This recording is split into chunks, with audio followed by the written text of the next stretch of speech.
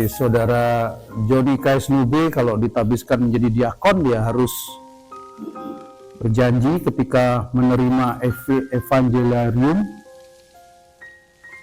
uskup akan mengatakan, terimalah Injil Kristus, engkau adalah bentaranya, perhatikanlah supaya apa yang engkau baca, engkau yakini, apa yang engkau yakini, engkau ajarkan, dan apa yang engkau ajarkan, engkau laksanakan.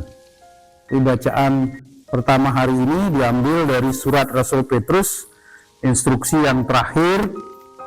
Jadi pada bab 5, surat Rasul Petrus yang pertama, itu menekankan bahwa menjadi seorang gembala, dia harus memberikan contoh dan teladan. Dan itu saya rasa bagian yang paling berat, menjadi seorang pemimpin, menjadi seorang guru, menjadi seorang gembala, memberikan contoh. Karena apa? Karena orang melihat apa yang kita buat gitu.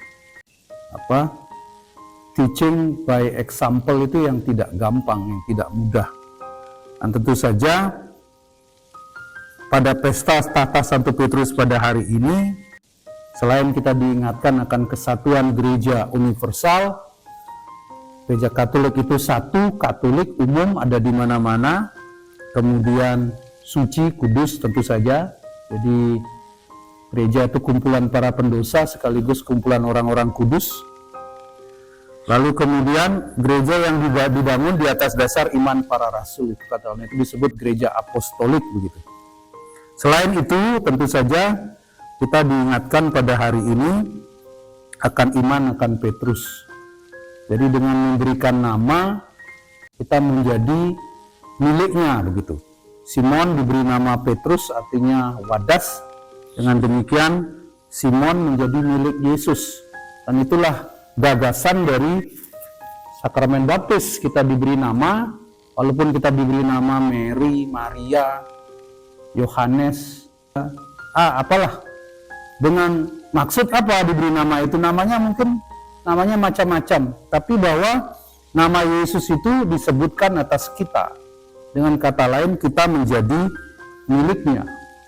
Dan menjadi milik Kristus, janjinya kepada Petrus, engkaulah Petrus, dan di atas batu karang ini akan kudirikan jemaatku. Dan ini yang paling penting, alam maut tidak akan menguasainya. Alam maut di underworld, jadi kuasa apapun tidak akan bisa menguasai gerejanya. Walaupun mungkin kita pesimis, di gereja ini kok banyak kumpulan penjahat semua di sini. Semua buas-buas sekali, kita tidak usah takut. Karena apa? Itu janji Yesus. Tidak akan dibiarkan gerejanya akan dikuasai.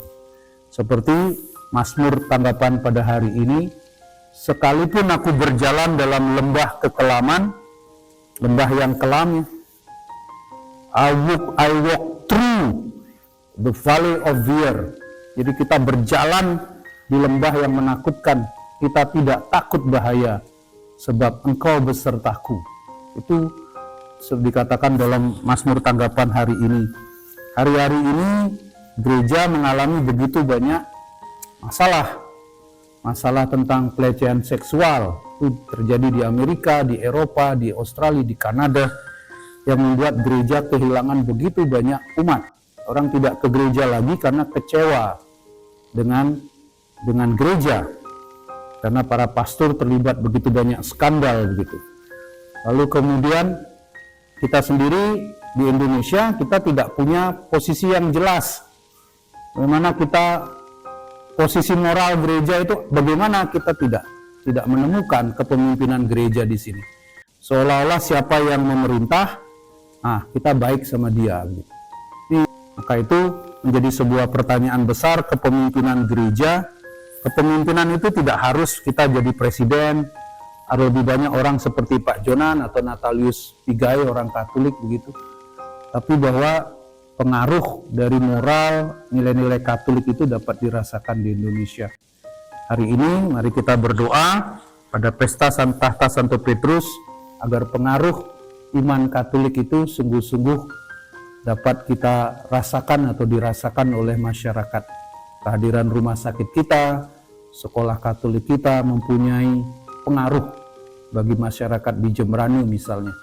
Mari kita persembahkan bersama karya kita agar dalam segala keterbatasan Tuhan tetap memakai kita sebagai terang, sebagai garam atau sebagai ragi bagi masyarakat di sekitar kita. Tuhan memberkati kita.